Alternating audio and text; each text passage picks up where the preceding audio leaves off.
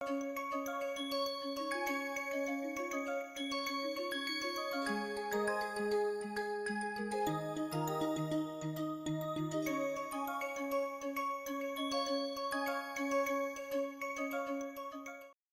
in this class we will see the 4 different electrolysis technologies.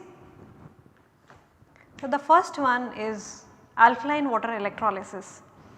This alkaline water electrolysis is a major technology and it is most widely used global technology for producing hydrogen by means of electrolysis. This is a safe method, this is reliable and it is less expensive compared to the acidic electrolysis.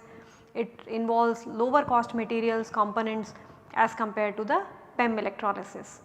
Now this alkaline water electrolysis, this was used as early as 1920s and at that time this was the technique to produce hydrogen in various chemical and fertilizer industries. There were several plants of capacity as high as 165 megawatt at that time and these plants were located on the close to the hydroelectric power plants to supply the required electrical energy for the process. These plants were located in India, Canada, Norway, then Egypt and there were several other countries when such large scale electrolysis units were commissioned.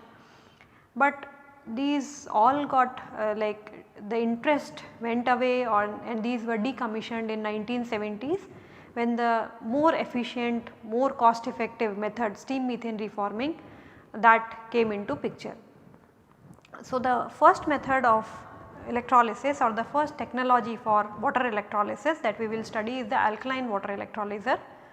This electrolysis has seen large advancements, several improvements over a period of time and these improvements have been like in terms of increased current density which reduces the capex, the capital expenditure and then it has also seen like improvement in terms of the efficiency which results into like the reduction in the operating expenditure. So, OPEX price.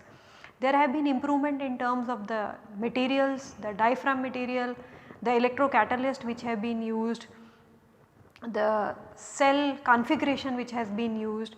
So, as such the process is where we have an electrochemical cell and an alkaline electrolyte. Now, if we look at the cell, there are 2 electrodes, a separator and then current collectors. So, water is fed onto the cathode side where it forms hydrogen, the hydrogen gas is evolved and hydroxyl ions are produced on the cathode side.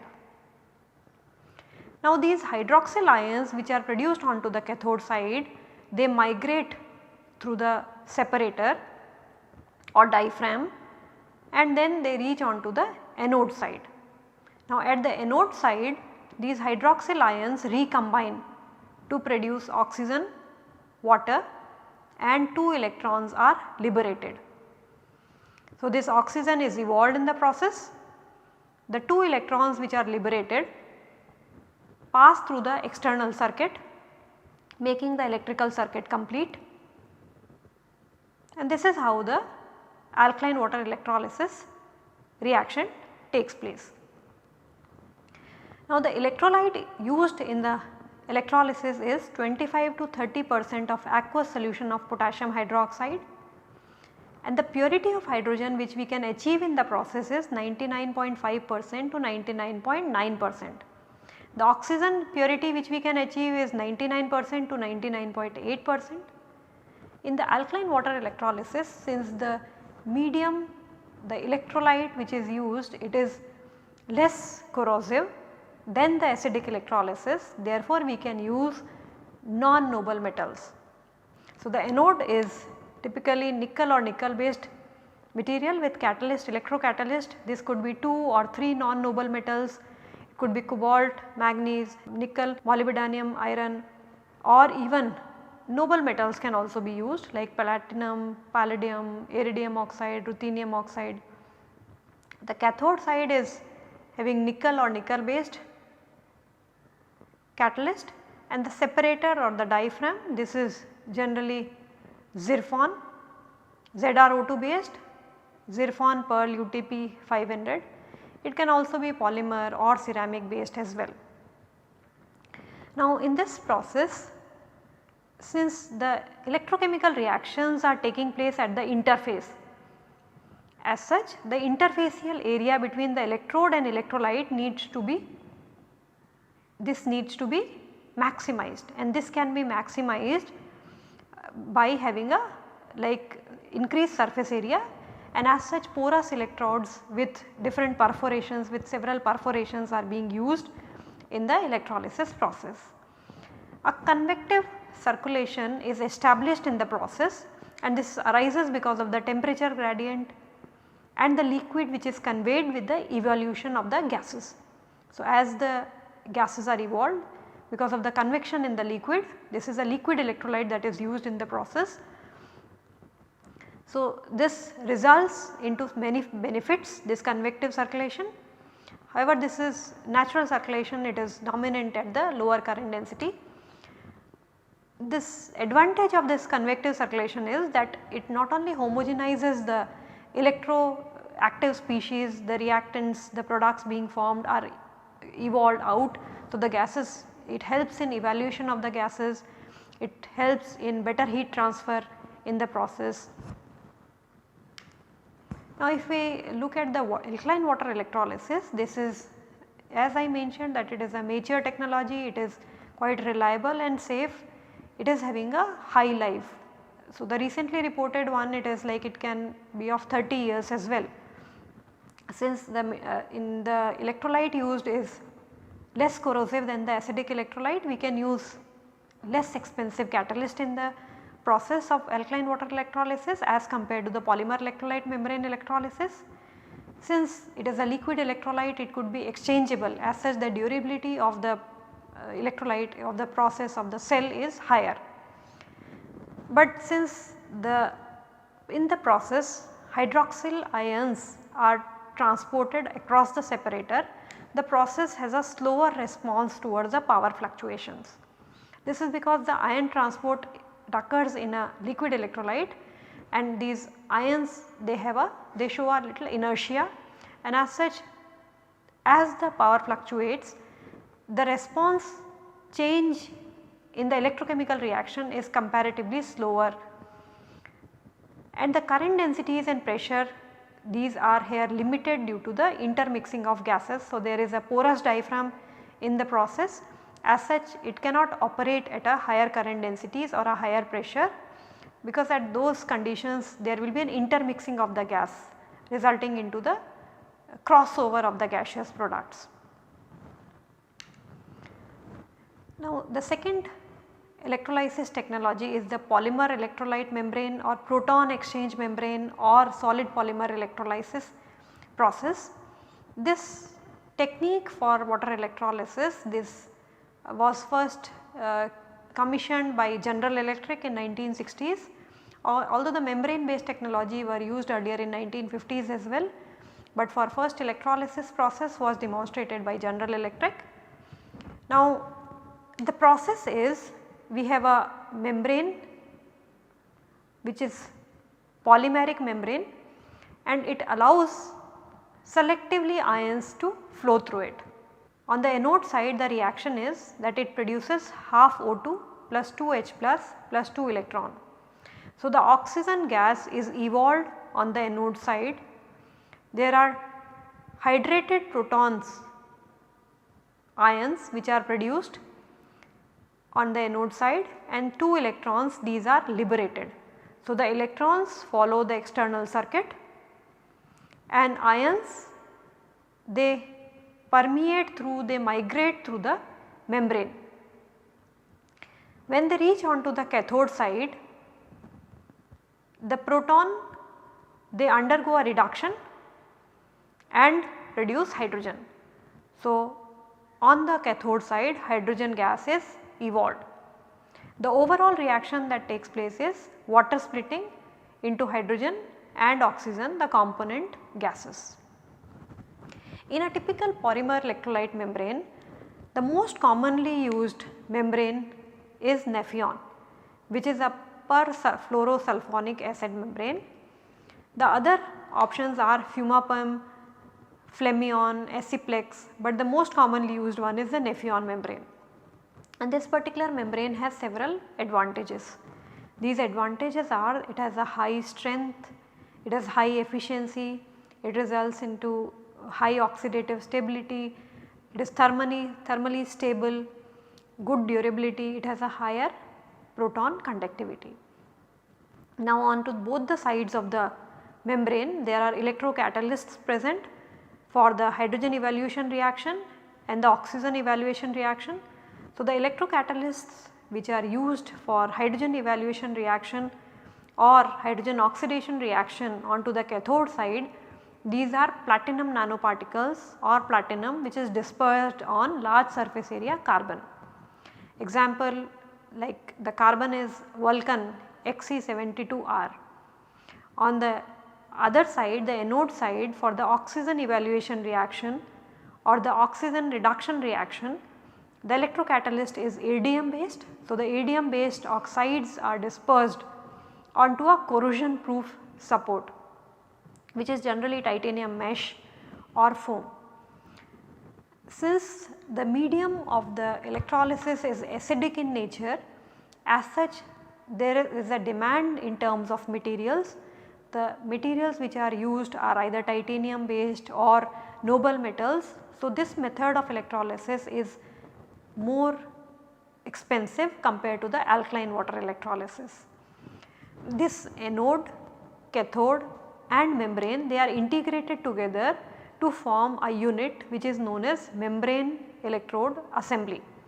So, all the three, anode, cathode and membrane, they make together the unit which is known as membrane electrode assembly.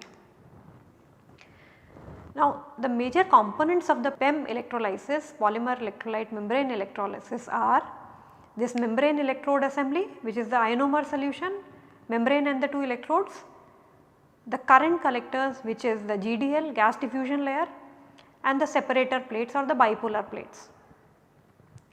Now, the membranes are such that they have high current density, they have high durability, good proton conductivity, they should be mechanically and chemically stable, and this is because of the component membrane electrode assembly and its structural integrity, mechanical stability, that the two compartments, the hydrogen side, evaluation side or the cathode side and anode side, they can work at differential pressures.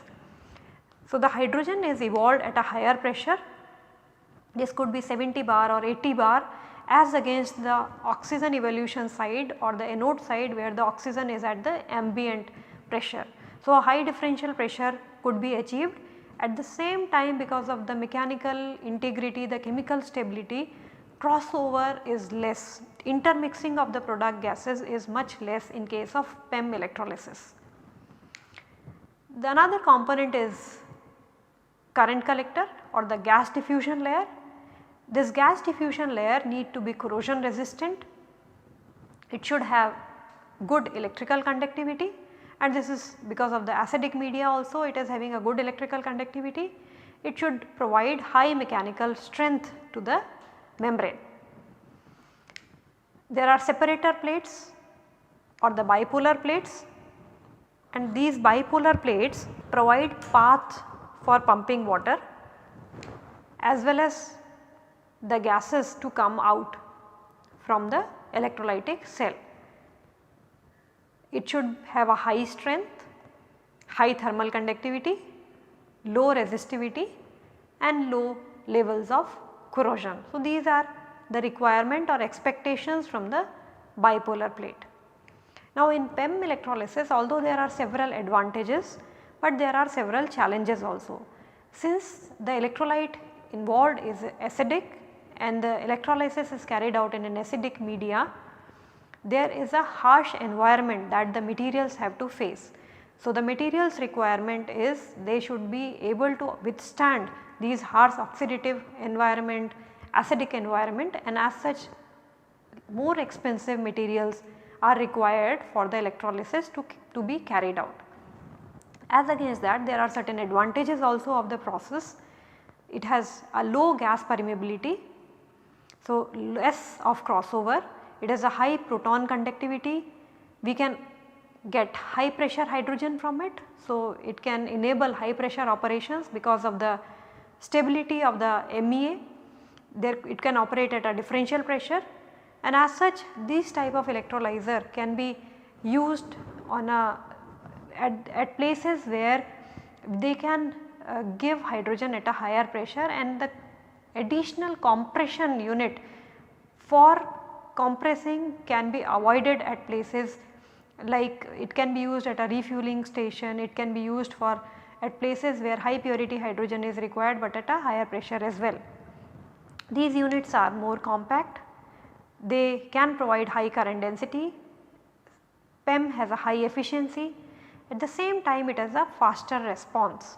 So, any power fluctuations, the response to the power fluctuations is very fast because the transport of charge carriers is much faster.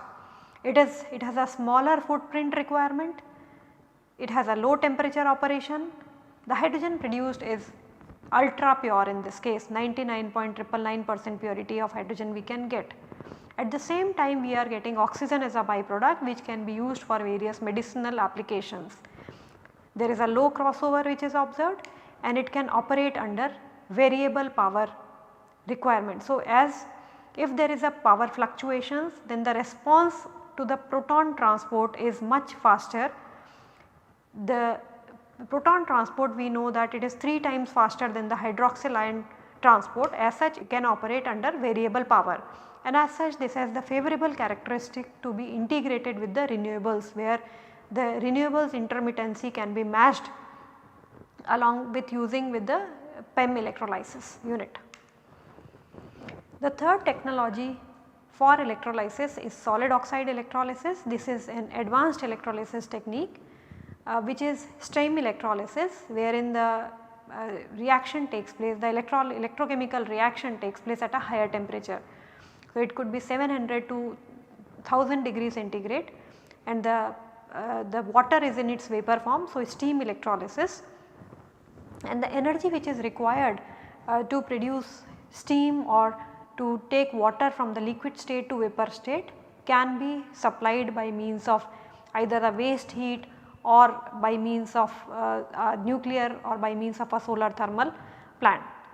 Now, the basic reactions that occurs in a solid oxide electrolysis are, on the cathode side the steam undergoes reactions such that it produces hydrogen, and hydrogen gas is evolved onto the cathode side with oxide ions produced which migrate across the solid electrolyte. So, as the name itself suggests, the solid oxide electrolysis, the electrolyte used is a solid oxide or a oxygen permeable membrane which allows the oxide ions to flow through from the cathode side to the anode side. Now, as these oxide ions migrate from the cathode towards anode, they recombine to form oxygen. So, the oxygen is evolved onto the anode side and producing or liberating 2 electrons. These electrons again flow through the external circuit and ions they flow through the internal inside the electrolytic cell. Now, these electrodes, since they come in contact with steam, it has to be a reaction such that the electrochemical reaction needs to be faster, and that can be done by maximizing the interfacial area between the electrode and the electrolyte. The electrodes, these electrodes which are used, these are porous so as to have a higher interfacial area. The electrolyte generally used is yttria stabilized zirconia, and this is a high oxide ionic conductivity at higher operating temperatures which are there in the solid oxide electrolysis. The cathode used is a cement, generally nickel and yttria stabilized zirconia. The anode used is a composite of yttria stabilized zirconia and perovskites, various perovskites like LaMnO3, LaFeO3 or LaCOO3, and these could be partially substituted with strontium.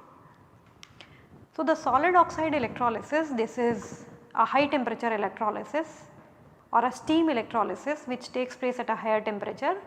This is an advanced technology still under development. So, very small capacity demonstrations have been there. It is having a high efficiency, the reason being the required temperature, as we have seen in the earlier classes, the total required energy for the electrolysis to take place can come from electrical energy and from thermal energy input. If the energy which is provided by means of thermal energy input, it increases, the required electrical energy input reduces. As such, the efficiency of the process is higher with a lower electrical energy requirement. Since the temperature of operations are higher, as such the reaction kinetics are much faster under these operating set of conditions. The medium here is not very corrosive, as such we can use cheap materials, non-noble metals, and even the required temperature can be provided by means of waste heat through different processes. But the major challenges which are faced in solid oxide electrolysis is at such high temperature there are degradation related issues. There are issues related with the sealing at higher differential pressure. There are problems associated with the contamination from the sealants at such high temperature. There are additional contamination issues that arises from the interconnects, from the piping, from the sealing. So, there are these challenges needs to be addressed so that this can be taken up to the commercial scale. Now, a more recent, the latest technology of electrolysis is ion exchange membrane electrolysis. This is a technique which uses the advantages of both PEM as well as alkaline water electrolysis, and in the process of this electrolysis, again this is a membrane based method, but it allows anion exchange across the membrane. So, the reaction that takes place is on the cathode side water. So, on the cathode side water is being fed such that it forms hydrogen and hydroxyl ions in this case. So, this membrane is permeable towards hydroxyl ions. On the cathode side the hydrogen is being evolved and the hydroxyl ion which are produced, they migrate through the membrane, anion exchange membrane, onto the anode side. On the anode side these hydroxyl ions combine together to form oxygen which is evolved producing water and electron. So, these electrons they again pass through the external circuit. So, these are the reactions taking place on the anode and cathode side, and the overall reaction is water splitting into hydrogen and oxygen, its constituents. This membrane which is anion exchange membrane allowing hydroxyl ions to pass through it. This is usually the polymer with polyaryl ether ketone backbone and cyclic quaternized ammonium cationic moieties. This type of membrane, it provides good mechanical properties and limited hydrogen crossover. There is a problem associated with the ionic conductivity, however that can be improved by impregnating with KOH, but that also affects its durability. The various electrocatalysts which can be used for an anion exchange membrane electrolysis, like on the anode side for the oxygen evaluation reaction, these are transition metal oxide like CO3O4, Cu, CO3O4. On the cathode side for the hydrogen evaluation reaction, rare earth metals could be used, their oxides can be used like nickel, cerium oxide, lanthanum oxide deposited on a microporous carbon paper. Now, this is the most recent technology, the latest technology, and as I mentioned it combines the advantages of both alkaline water electrolysis. The advantage that it has a less corrosive environment, wherein the electrolyte used or the membrane used is a hydroxyl ion permeable membrane. the environment used is less corrosive compared to the PEM, and it has combined advantage of PEM of having high efficiency, use of non-noble metals because of the less corrosive environment. Because of the use of membrane, even we can achieve high differential pressures, so high hydrogen pressure as against the ambient oxygen pressure. But then there are challenges towards its commercialization. These challenges are in terms of the mechanical and chemical stability, which can lead to unstable operation and reduced lifetime. At the same time, there is a problem associated with the slow kinetics and low conductivity of the anion exchange membrane, and the low conductivity can be considered by adding KOH or NaHCO3, but then that affects its durability. Now to compare all the 3 major technologies, alkaline water electrolysis, PEM electrolysis and solid oxide electrolysis, in terms of the various parameters, we can see that the electrical efficiency in terms of the percentage lower heating value for alkaline water electrolysis, this lies in the range of 63 to 70. For PEM, this is 56 to 60. However, for solid oxide electrolysis, this is higher because this is a high temperature electrolysis and a part of the required energy come from the thermal energy input. So, the efficiency is 74 to 81%. The operating pressure which can be achieved in an alkaline electrolyzer is 1 to 30 bar. However, it is much higher in PEM electrolyzer, which is 30 to 80 bar, and this is because of the compact MEA being present, which allows a differential, the membrane presence of this membrane allows a differential high differential pressure or hydrogen pressure. However, in SOEC this is 1 bar. The operating temperature for alkaline water electrolysis is between 60 to 80, for PEM it is 50 to 80. However, solid oxide electrolysis occurs at a higher temperature 650 degree to 1000 degrees centigrade. The stacked lifetime or the number of operating hours for alkaline water electrolysis, this is higher, 60,000 to 90,000 hours of operation. For PEM this is 30,000 to 90,000 hours. For solid oxide, because of the materials degradation, this is somewhere between 10,000 to 30,000 hours. The load range in which it can be operated, that the percentage relative to the nominal load, so it can operate at a lower load, at the same time higher load, so 10 to 110%. However, PEM electrolyzers, they have a broad range wherein they can operate between 0 to 160% of the load. They are faster in response, they can be easily integrated with the renewables, they can they can change, adapt with the load variations. For SOEC this lies in the range of 20% to 100%. The plant footprint which is required in meter square per kilowatt of electric is 0.095 for alkaline, but it is smaller for PEM because these are compact. So, it is 0.048 for PEM electrolysis. So, the capex cost, this we will see in more detail in the later classes. To summarize this part, we have seen the various electrolysis technologies which are there. Among them, the alkaline water electrolysis is the most widely used and mature technology. The polymer electrolyte membrane electrolysis, it provides high current density, it is compact, and we can achieve higher pressures with polymer electrolyte membrane based technology. With solid oxide electrolysis, this is a high temperature electrolysis. This provides higher efficiency, but then there are issues related to the material stability at that high temperatures. There is a recent technology which is anion exchange membrane electrolysis. This has several advantages, but then at the same time there are challenges associated with it, which are in terms of chemical and mechanical stability of membrane, unstable operation and reduced lifetime. Now the stack capacities for SOE which has been demonstrated is about 10 kilowatt compared to about 6 megawatts for alkaline electrolysis, 2 megawatt for PEM electrolysis. The lifetime of alkaline water electrolysis is higher and it has a annual maintenance cost which is much lower compared to the PEM electrolysis. The conditions inside alkaline water electrolysis being non-corrosive and there are less expensive materials being used. So, it is alkaline water electrolysis is less expensive compared to the PEM electrolysis.